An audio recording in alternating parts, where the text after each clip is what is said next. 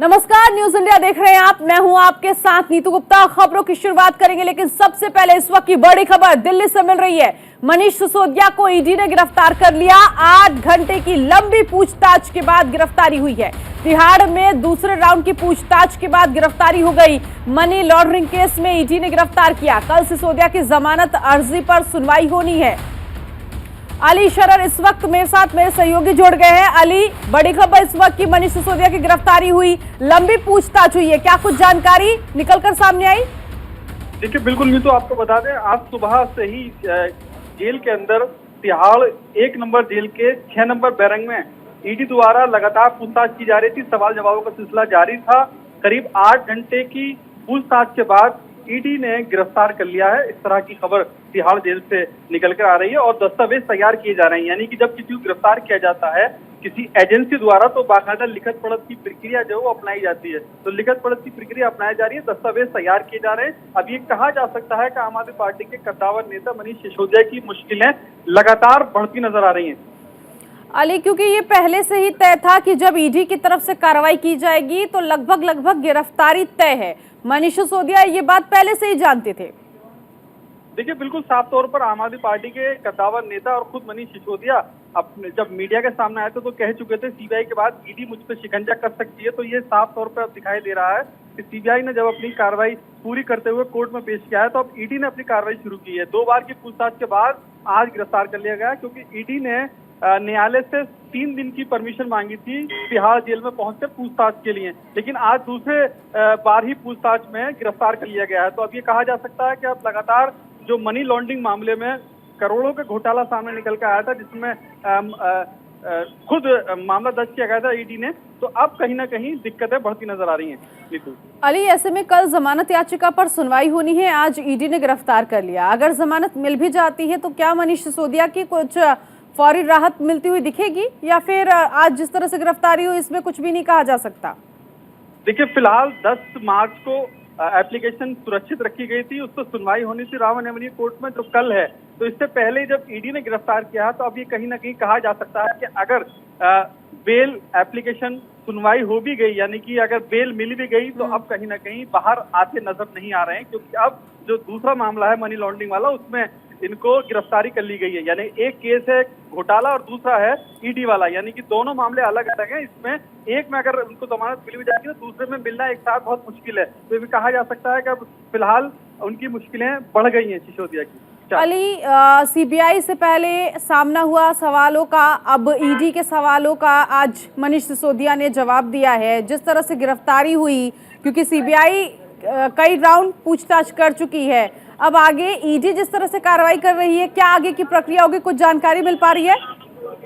ठीक है, अभी तक के सूत्रों के हवाले से जो खबर मिल पा रही है नीतू, वो यही है कि अब ईडी इस मामले में कार्रवाई तेजी किए हुए है और अब जिस तरह से गिरफ्तारी की गई है, अब आगे की प्रक्रिया अपनाई जाएगी। जो किसी आरोपी के विरुद्ध कार्रवाई होती है उस तरह की प्रक्रिया अपनाई जाएगी। अब तक के सूत्रों के हवाले से यही खबर है नीतू। और इसके साथ ही इस मामले में कुछ और लोगों के भी नाम सामने आ रहे हैं, तो जब ईडी की कार्रवाई होती है तो शिकंजा उन पर भी कसता नजर आएगा। अली, देखिए, बिल्कुल तेलंगाना के मुख्यमंत्री की बेटी, इसके अलावा कई बड़े व्यवसायी जो कि तेलंगाना के रहने वाले हैं और हैदराबाद में बड़े व्यवसायी, उनके भी नाम सामने आ रहे हैं। क्योंकि अब जो 10वें आरोपी को गिरफ्तार किया था, क्योंकि 11वें आरोपी खुद मनीष सिसोदिया थे, तो उसमें अरुण पिल्लई नाम के जो आरोपी को गिरफ्तार किया गया था, उसमें आमने सामने बिठा करके पूछताछ की जाएगी। यानी कि जितने भी ईडी के पास पर्याप्त मात्रा में साक्ष्य सबूत हैं, वो सिसोदिया के सामने बिठा करके सवाल जवाब किए जाएंगे। क्योंकि सिसोदिया ने अब तक की जितनी भी पूछताछ है उसमें यही कहा है कि मुझे अनावश्यक रूप से परेशान किया जा रहा है,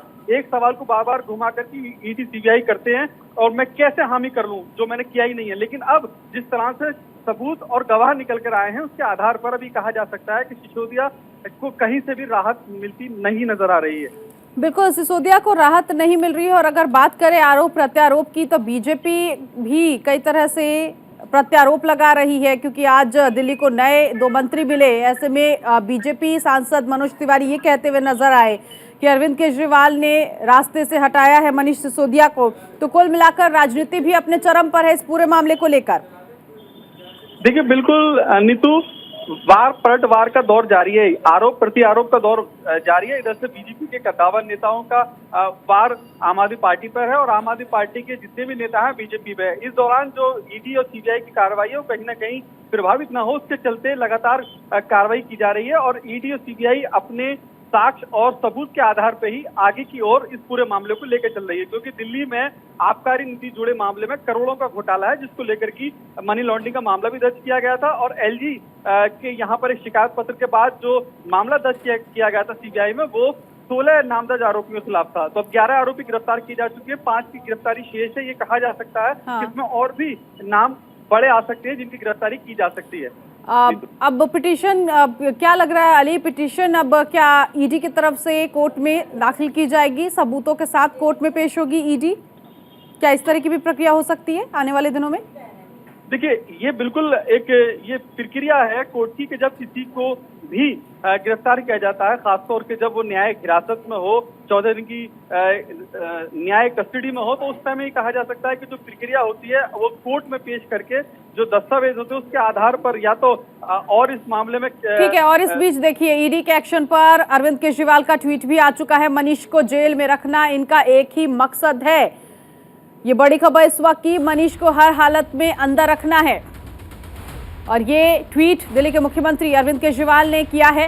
ईडी के एक्शन को लेकर अरविंद केजरीवाल ने ट्वीट किया और ट्वीट करते हुए लिखा, मनीष को जेल में रखना इनका एक ही मकसद है।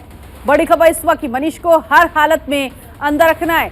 अली लगातार हमारे साथ बने हैं। अली देखिए, रिएक्शंस भी आने लगे हैं ट्वीट के जरिए। दिल्ली के मुख्यमंत्री अरविंद केजरीवाल ने कहा, जनता देख रही है, जनता जवाब देगी। तो अली के पास आएंगे। फिलहाल देखिए, मनीष सिसोदिया की मुश्किलें और ज्यादा बढ़ गई है। पहले सीबीआई रिमांड, लगातार पूछताछ और आज 8 घंटे की फिर पूछताछ ईडी ने की। ईडी ने ये लंबी पूछताछ के बाद अब गिरफ्तार कर लिया है मनीष सिसोदिया को। कल जमानत याचिका पर सुनवाई होनी है और ऐसे में ईडी की जो आज कार्रवाई हुई है, इसको लेकर दिल्ली के मुख्यमंत्री अरविंद केजरीवाल ने ट्वीट कर लिखा है कि मनीष को जेल में रखना इनका एक ही मकसद है। मनीष को हर हालत में अंदर रखना है। जनता सब देख रही है, जनता जवाब देगी। ये लिखा है दिल्ली के मुख्यमंत्री अरविंद केजरीवाल ने। मनीष सिसोदिया पर एक्शन हुआ ईडी की तरफ से, उसके बाद सीएम का ये ट्वीट सामने आया है। आज दिल्ली को 2 नए मंत्री मिल गए हैं, उनको अलग अलग विभाग बांट दिए गए। सत्येंद्र जैन और मनीष सिसोदिया के विभाग उनको दिए गए, आतिशी और सौरभ भारद्वाज को।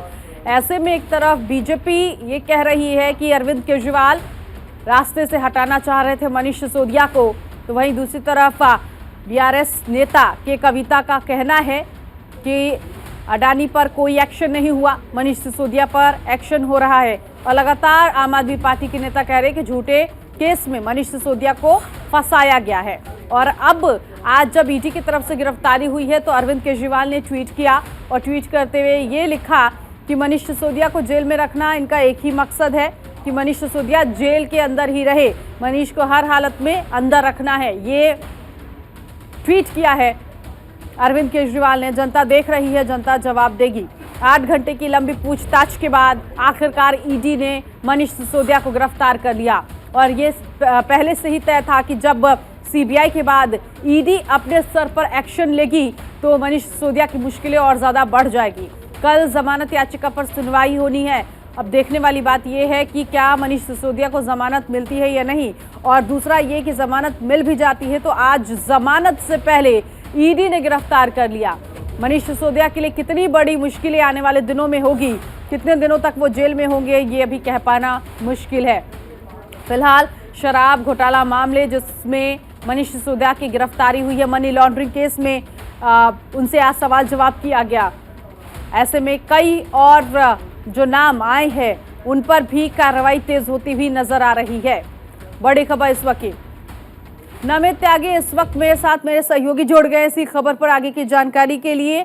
नमित, मनीष सिसोदिया की गिरफ्तारी हो गई, कल अगर जमानत मिल भी जाती है तो ईडी ने तो पहले ही उन्हें गिरफ्तार कर लिया। देखिए, बिल्कुल सीबीआई की गिरफ्तारी के बाद अब मनीष सिसोदिया को ईडी ने गिरफ्तार किया है, क्योंकि तिहाड़ जेल के अंदर ईडी को 3 दिन की परमिशन मिली थी मनीष सिसोदिया से पूछताछ करने के लिए। इससे पहले मंगलवार को भी मनीष सिसोदिया से सवाल जवाब किए गए थे और आज फिर से ईडी की टीम जो है तिहाड़ जेल के अंदर पहुंची थी और लगातार मनीष सिसोदिया से जो मनी लॉन्ड्रिंग मामला है उससे जुड़े हुए सवाल किए जा रहे थे। और देर शाम होते होते मनीष सिसोदिया को ईडी की टीम ने गिरफ्तार किया है, जिसके बाद अब मुख्यमंत्री अरविंद केजरीवाल ने भी अभी एक ट्वीट किया है और उन्होंने सीधे तौर पर कहा है कि पहले सीबीआई ने गिरफ्तार किया और फिर सीबीआई को जब कुछ नहीं मिला तो उसके बाद जो है अब ईडी ने उनकी गिरफ्तारी की है। हालांकि अरविंद केजरीवाल ने ट्वीट में इस बात को भी कहा कि कल बेल पर सुनवाई थी और कल मनीष सिसोदिया छूट भी जाते, लेकिन उससे पहले ही ईडी ने उनको गिरफ्तार कर दिया। सीधे तौर पर अरविंद केजरीवाल का कहना है कि मनीष सिसोदिया को जो बीजेपी है वो हर हाल में सरकारी एजेंसियों के दुरुपयोग करके जेल के अंदर रखना चाहती है। बड़ा आरोप अरविंद केजरीवाल ने लगाया है, लेकिन ईडी की गिरफ्तारी के बाद इतना तो ये साफ हो गया है। ठीक है नमित, मैं आपको रोकना चाहूंगी। पॉलिटिकल एक्सपर्ट अकील खान इस वक्त हमारे साथ जुड़ गए हैं। अकील जी, बहुत स्वागत है आपका न्यूज इंडिया पर। जी थैंक यू। मनीष सिसोदिया को कल उनकी जमानत याचिका पर सुनवाई होनी है। जमानत मिले या नहीं मिले तो कल कोर्ट का फैसला सामने आना था, लेकिन इससे पहले ही ईडी ने आज गिरफ्तार कर लिया। क्या कुछ कहेंगे इस कार्रवाई को, जो ये बहुत स्पीडली कार्रवाई हुई है? देखिए मैडम, ये मतलब हमारी डेमोक्रेसी की जो है ना, डेमोक्रेसी को खत्म करने की मतलब बहुत ही एक्सट्रीमिटी पे है। मतलब ये बताइए आप, एक बहुत ही ईमानदार जो जिसको मतलब कदर पूरा देश करता है, दिल्ली करती है, पूरे विदेशों में जिसका इतना रेपुटेशन है, और इनके खिलाफ आज तक कोई भी ऐसा केस नहीं है कि उनको जो है किसी भी तरह से इम्प्लीकेट किए गए किसी भी केस में। आज बीजेपी ने जितने भी केसेस किए हैं, देखिए बीजेपी के सीबीआई और ईडी, सीबीआई को तो मैं ये बोलूंगा सेंट्रल ब्यूरो ऑफ इन्वेस्टिगेशन, जो बीजेपी के इंस्टेंस पर इन्होंने सीबीआई की रेपुटेशन को बर्बाद कर दिया है मोर्चा गैंग ने। मोर्चा गैंग मैं बोलूंगा क्योंकि ये अब पूरी तरह से गैंग बन चुकी है।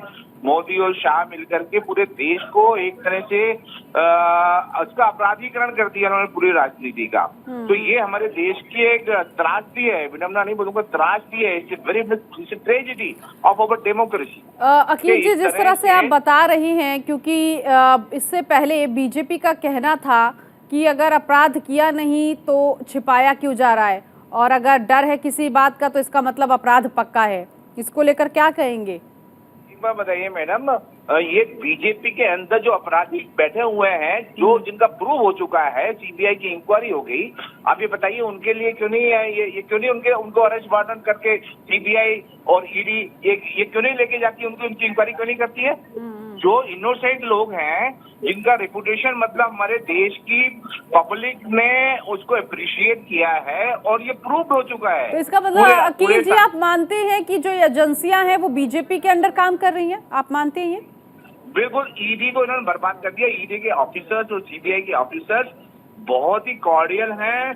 उन लोगों को जिस तरीके से प्रेशराइज करके, जिस तरह से सीबीआई के डायरेक्टर्स और जो टॉप के लोग हैं उनको किस तरह से इंटिमिडेट करके, I am telling you, intimidate करके उनसे गलत काम करवाए जा रहे हैं। और ये हमारे देश की जो है न्याय व्यवस्था के ऊपर एक बहुत करारा धब्बा है। ये मोर्चा गैंग जो है ना, ये मोर्चा गैंग हमारे देश की व्यवस्था, हमारे देश की डेमोक्रेसी, हमारे देश के जनतंत्र और देश की जो इंस्टीट्यूशंस हैं, जो जितनी भी इंस्टीट्यूशंस हैं, आप देख लीजिएगा, जितने रिजर्व बैंक से लेकर के आप जो है ये ईडी और सीबीआई तो खैर है ही है, आईटी तो है ही है, साथ में जो हमारा इलेक्शन कमीशन है, किस तरह से स्ट्रक्चर पास किए हैं, किस तरह से उन्होंने कोर्ट। ठीक है अखिल जी, बहुत शुक्रिया जोड़ने के लिए। फिलहाल ईडी ने गिरफ्तार कर लिया मनीष सिसोदिया को। अब देखने वाली बात यह है कि आखिर मनीष सिसोदिया कब तक जेल में रहेंगे